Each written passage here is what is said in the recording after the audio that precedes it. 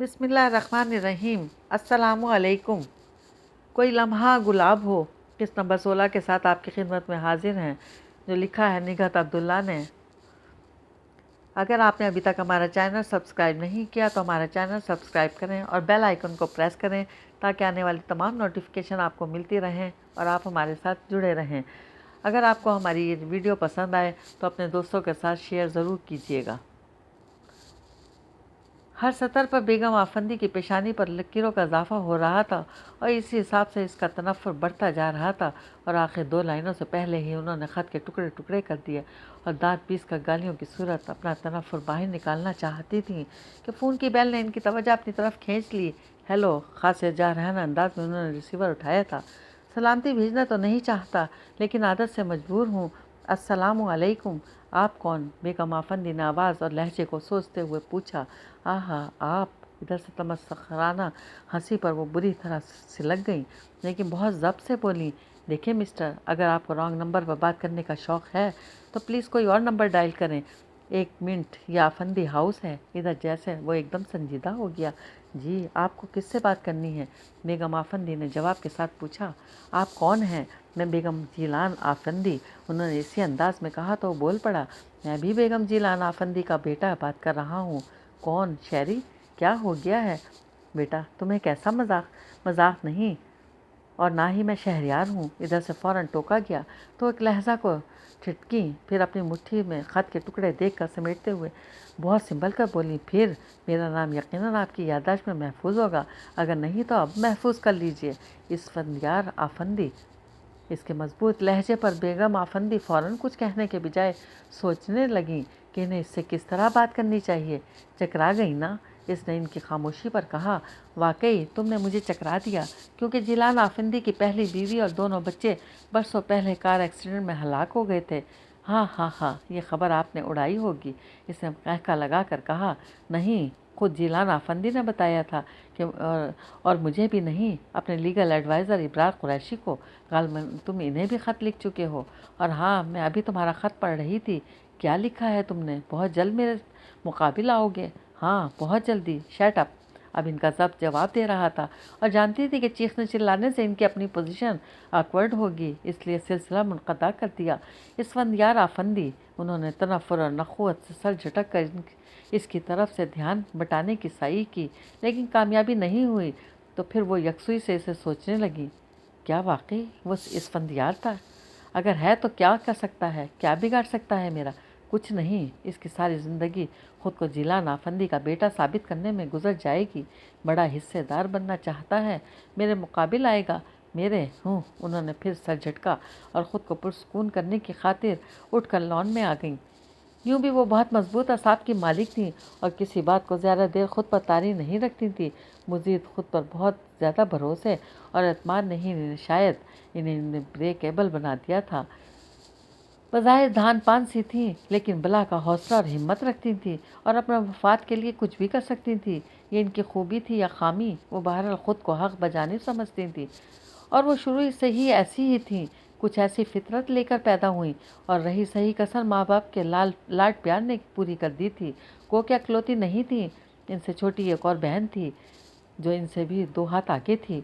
इनके वालिद मामूली क्लर्क थे और क्योंकि शादी के 10 साल बाद इनके आंगन में सायका और साइमा की सूरत 2 फूल खिले थे, इनकी नाज़बरदारी में वो सारी हदें पार फलांग गए थे। और इस वक्त इन्हें एहसास नहीं हुआ।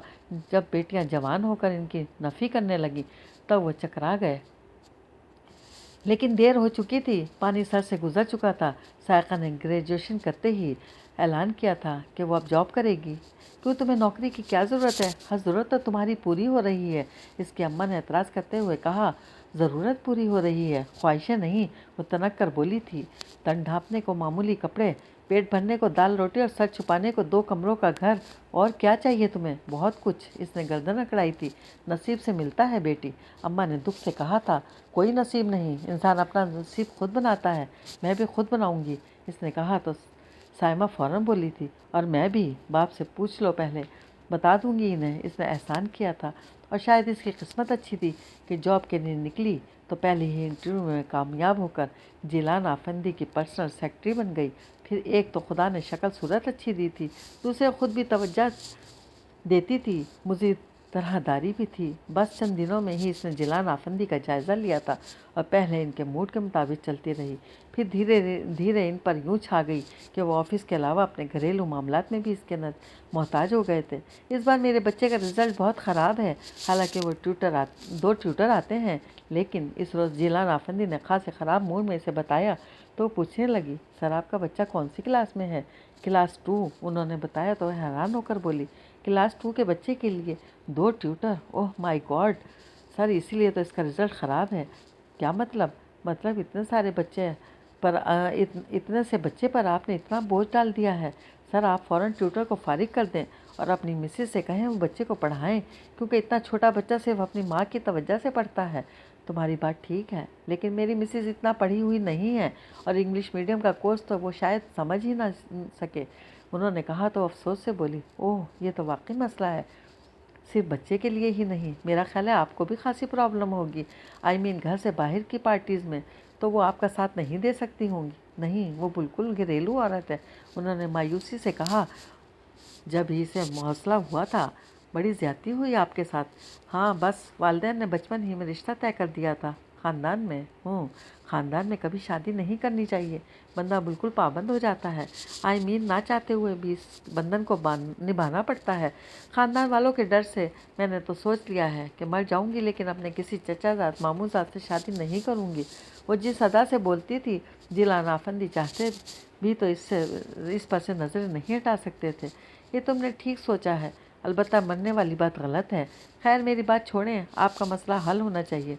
इसने खूबसूरती से अपना एहसास दिलाकर बात बदल दी। मेरा कौन सा मसला? जिलान आफंदी भूल गए थे कि वो किस मसले पर बात कर रहे थे। बच्चे का। और मैं तो कहूँगी इसकी ट्यूटर कोई यंग सी लड़की होनी चाहिए, इसके साथ वो जल्दी मानूस हो जाएगा। ये तुमने ठीक कहा। जिलान आफंदी को इसकी हर बात ठीक लगने लगी थी और पहले इसका मकसद सिर्फ ये था कि बॉस इस पर मेहरबान रहे और वो अपनी जॉब पर जमी रहे। लेकिन फिर जब बॉस की मेहरबानियाँ बढ़ने लगीं तब वो इनकी पर्सनल लाइफ को सिर्फ डिस्कस ही नहीं कर बल्कि शेयर करने का सोचने लगी थी। और इसके लिए बहुत ज़्यादा पापड़ नहीं बेलने पड़े, क्योंकि जिलान आफंदी बहरहाल मर्द थे। अपनी घरेलू ज़िंदगी से मुतमईन होने के बावजूद भी इसकी खूबसूरत अदाओं के असीर होकर वो बहुत डिस्टर्ब हो गए थे, क्योंकि इसे पर पोज करना भी चाहते थे और बीवी का ख्याल भी था, जो कि अपना सब कुछ इन्हें ही समझती थी। इनकी हर बात पर आंखें बंद करके यकीन करना जैसे इसका ईमान था। यानी अपनी पतिव्रता औरत थी और वो इसे दुख और धोखा नहीं देना चाहते थे, लेकिन अपने दिल के हाथों भी मजबूर हो गए थे और चाहते तो किसी के भी इल्म लाए बगैर एक और घर बसा सकते थे। लेकिन रगों में ख़ानदानी शरीफ खून था, जो पहले उन्होंने बीवी को एतमान में लेकर इससे बात करना ज़रूरी समझी थी। और इसका वही रद्द अमल था जो एक औरत का शोकन के नाम पर होता है। लेकिन क्योंकि सीधी सादी बुज़दिल औरत थी, इसलिए इनके मुकाबिल डट नहीं सकी और रो धोकर खामोश हो रही थी। फिर वो दिन भी आ गया जिसका सायका को शिद्दत से इंतज़ार था। मुझसे शादी करोगी? जिलान आफंदी ने बगैर किसी तमहीद के पूछा था और इसके लिए बात गैर मुतवक्का नहीं थी। फिर भी इसने बहुत ज़्यादा हैरत का मुजाहरा किया था। मैं? मुझसे कह रहे हैं आप? और कौन है यहाँ तुम्हारे अलावा? लेकिन सर, मेरा मतलब है आपकी बीवी बच्चा। नहीं, ये इन पर जुल्म होगा। कोई जुल्म नहीं, मैं अफोर्ड कर सकता हूँ, इनकी हक तलफी नहीं होगी, उन्होंने यकीन से कहा। तो खामोश होकर सोचने लग गई। सुनो, इनकार मत करना, उन्होंने इसे मुतवज्जा करके कहा। तो गहरी सांस खींच कर बोली, इकरार भी कैसे करूँ? डर लगता है। किस बात से? अपनी कम मायगी से, जिसने मुझे कमज़ोर बना दिया है। कल को अगर आपके ख़ानदान वालों ने आप पर दबाव डाला तो शायद अपने हक़ के लिए लड़ भी नहीं सकूंगी। ऐसा नहीं होगा, तुम बेफिक्र रहो और मुझ पर भरोसा रखो। मैं जब तुम्हारे साथ रहूँगा तो तुम पर कोई आँच नहीं आएगी। उन्होंने कहकर इसका हाथ थाम लिया तो मज़ीद पसोपेश का इरादा तर्क करके मुस्कुराई थी। और इसी रोज़ घर में दाखिल होते ही इसने बाआवाज़ बुलंद अम्मा से कहा था, अम्मा मैंने अपना नसीब बना लिया है।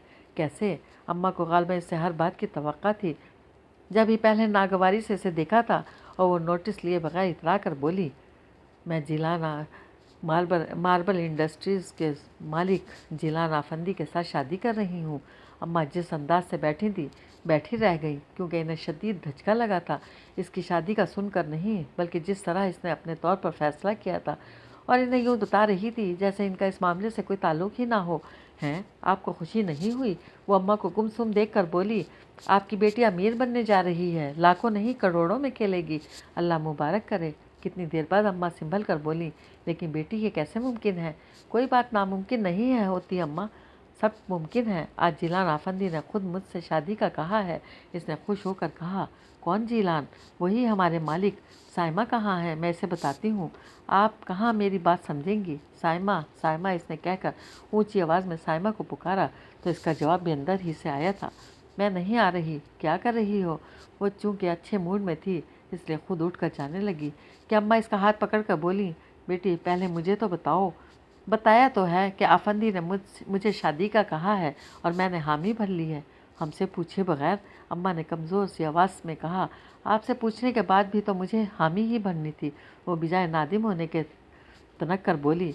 जब अब्बा ने सुना तो इन्हें भी दुख हुआ और फिर उन्होंने ये भी कह दिया कि वो एक शादीशुदा शख्स के साथ शादी की इजाज़त नहीं दे सकते। इस इजाज़त की कब ज़रूरत थी, बल्कि शायद वो चाहती ही यही थी कि अम्मा अब एतराज़ उठाएं और वो इन्हें छोड़कर चलती बने, वरना इतनी खुदसरी ना दिखाती, बल्कि पहले इन्हें आराम से आफंदी के बारे में बताती और इनके हक़ में राह हमवार करती। इसके बरक्स इसने छूटते ही अपना फ़ैसला सुना दिया था, जबकि इधर जिलान आफंदी को बहुत दिनों तक ये कहकर टालती रही कि वो अपने माँ बाप को मनाने में लगी हुई है। इससे इसका मकसद आतिश शौक़ को भड़काना था। तुम मुझे अपने घर ले चलो, मैं ख़ुद तुम्हारे वालिदैन से बात करूँगा। नहीं आफंदी, मेरे वालिदैन बहुत गुस्से में हैं। अगर उन्होंने आपकी इंसल्ट कर दी तो मुझे बहुत दुख होगा और शायद आप भी बर्दाश्त नहीं कर सकेंगे। तुम्हारी खातिर मैं सब बर्दाश्त कर लूँगा, तुम चलो तो। वो बहुत बेसब्रे हो रहे थे। नहीं प्लीज़, आप नहीं जानते इन्हें, कुछ दिन सब्र कर लें। उसने लजाजत से मिन्नत की तो खामोश हो गए। फिर एक हफ्ते बाद जिलान आफंदी ने दोबारा इशार किया तो उनके सामने रो पड़ी। मेरे माँ बाप नहीं मानेंगे, कभी नहीं मानेंगे। वो मेरी शादी कहीं और तय कर रहे हैं। ये क्या कह रही हो तुम? जिलान आफंदी परेशान हो गए थे। क्या तुम इनकी बात मान लोगी? मैं जहर खा लूँगी, लेकिन आपके अलावा किसी और की नहीं हो सकती। वो और शिद्दत से रोते हुए बोली तो जिलान आफंदी कुछ देर सोचने के बाद पूछने लगे, सुनो, तुम्हें मुझ पर भरोसा है? इसने ना समझने वाले अंदाज में देखा तो कहने लगे, चलो हम फिर शादी कर लेते हैं। बाद में हम दोनों मिलकर तुम्हारे माँ बाप को मनाते रहेंगे। वो कुछ नहीं बोली, बस इन्हें देखे गई। ऐसे क्यों देख रही हो? मेरी बात बुरी लगी क्या? पता नहीं, मेरी कुछ समझ में नहीं आ रहा। वो कज़न उलझी थी। इसमें ना समझने वाली क्या बात है? चलो उठो। उन्होंने इसका हाथ पकड़ कर खींचा तो वो उठते हुए बोली, लेकिन आफंदी, इस तरह तो मैं अकेली हो जाऊंगी। मैं जो तुम्हारे साथ हूँ, या मेरे साथ भी तुम खुद को क्या अकेला महसूस करोगी? उन्होंने पूछा तो इसने सोचते हुए अंदाज में नफ़ी में सर हिला दिया। और यही इसका मकसद था कि एक तो वो जिलान आफंदी को सिरे से अपने घर ले जाना ही नहीं चाहती थी, क्योंकि हैसियतों में ज़मीन आसमान का फ़र्क था, और वो नहीं चाहती थी कभी वो इसे बहुत छोटे घर होने का ताना दें, जबकि वो इन पर हमेशा ये कहकर हुक्मरानी कर सकती थी कि इसने इनकी खातिर सबको छोड़ दिया। अपने वालिदैन के बारे में इसे यकीन था कि वो ज़्यादा दिन इससे नाराज़ नहीं रहेंगे, लेकिन ये इसकी भूल थी। एक रात आफंदी के साथ गुजारने के बाद अगले दिन जब वो इनकी गाड़ी में घर गई थी तो अब्बा ने दहलीज पर इसे रोक दिया था। कहाँ से आ रही हो? मैंने शादी कर ली है, इसने अपने तौर पर खुशखबरी सुनाई थी। या अल्लाह, ये दिन भी देखना था। अब्बा के पीछे खड़ी अम्मा अपने सीने पर हाथ मार कर बोली तो इसने तनक कर कहा, कोई गुनाह नहीं किया, सवाब भी नहीं कमाया। अरे हम मर गए, तुम थे जो बस बस खामोश। अब्बा ने अम्मा को मज़ीद कुछ कहने से रोक दिया और फिर इससे बोले, अब यहाँ क्या लेने आई हो? आपकी दुआएं। वो ढिठाई से बोली थी, मेरे पास तो इस वक्त एक ही दुआ है बेटी, और तुम भी हर पल यही दुआ करना कि खुदा तुम्हें कभी औलाद का दुख ना दिखाए। अब्बा का कलेजा फट रहा था, अल्फाज भी टूट कर निकले और फिर वो पलट कर अंदर चले गए। अच्छा अम्मा, मैं चलती हूँ, फिर आऊँगी। वो भी मज़ीद नहीं रुकी और दहलीज से वापस लौट आई थी। गुज़िश्ता रात जिलान आफंदी ने होटल में कमरा बुक कराया था और वो अभी भी वहीं थी। जिलान आफंदी चाहते थे इसके लिए अलग घर का इंतज़ाम करें, लेकिन वो बस ज़िद थी कि इसी घर में जाएगी जहाँ पहले से इनकी बीवी और बच्चा मौजूद थे। मैं तुम्हें इससे अच्छा घर लेकर दूंगा। जिलान आफंदी ने कहा, नहीं, मैं अकेली नहीं रह सकूंगी। अकेली क्यों? मैं जो हूँ तुम्हारे साथ। हाँ, लेकिन इधर भी तो जाएंगे, फिर मैं क्या करूँगी? मेरा इंतज़ार। उन्होंने मुस्कुरा कर छेड़ा, लेकिन वो रूठ गई। یہی میں نہیں چاہتی۔ اچھا پھر کیا چاہتی ہو؟ انہوں نے پوچھا تو وہ ہنوز روٹھے لہجے میں بولی، مجھے نہیں پتا۔ اچھا چلو ابھی چلتے ہیں، لیکن یہ سن لو کہ اگر سنی کی ممی نے کچھ کہہ دیا تو میری ذمہ داری نہیں ہوگی۔ مجھ سے مت لڑنا، انہوں نے احتیاط ڈالتے ہوئے کہا۔ فکر نہیں کریں، میں انہیں کچھ کہنے کا موقع ہی نہیں دوں گی۔ وہ انہیں مجبور کر کے خوش ہو گئی تھی۔ پھر ان کے ساتھ آفندی ہاؤس میں قدم رکھتے ہی اس نے سوچا تھا کہ اگر سنی کی ممی کو میرے یہاں آنے اور رہنے پر اعتراض ہوا تو شوق سے اپنا کہیں اور انتظام کر لیں۔ مجھے یہیں رہنا ہے، اسی گھر میں، یہ میرا گھر ہے۔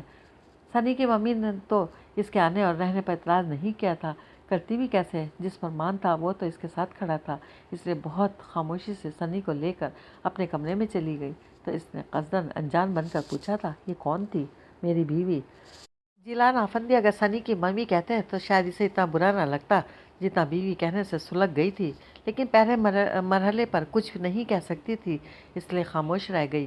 آؤ اندر چلو۔ جیلان آفندی اسے دوسرے بیڈ روم میں لے گئے تو وہ ایک نظر میں کمرے کا جائزہ لے کر بولی، پتہ نہیں میں نے یہاں آ کر اچھا کیا یا نہیں، تمہاری ضد تھی۔ ہاں لیکن اگر مجھے یہ معلوم ہوتا کہ سنی کی ممی مجھے دیکھتے ہی منہ موڑ کر چلی جائیں گی تو میں، اس نے جان بوجھ کر بات ادھوری چھوڑ دی۔ ارے، جیلان آفندی ہنسے تھے، تمہارا کیا خیال تھا کہ وہ تمہاری آمد پر بہت خوش ہو کر تمہارا استقبال کرے گی؟ بیوقوف، تم اس کے ساتھ بٹوارا کرنے آئی ہو، یہی بہت ہے کہ اس نے کچھ کہا نہیں۔ بہرحال تم کچھ خیال نہیں کرو اور کہو تو میں تمہیں اس سے اچھا گھر لے دوں۔ اسے لے دیں، وہ بے اختیار بول رہی تھی۔ نہیں، وہ اس گھر سے نہیں جائے گی۔ ان کے حتمی انداز پر وہ ایک لہجے کو ٹھٹکی، پھر فوراً سنبھل کر بات بدل گئی تھی۔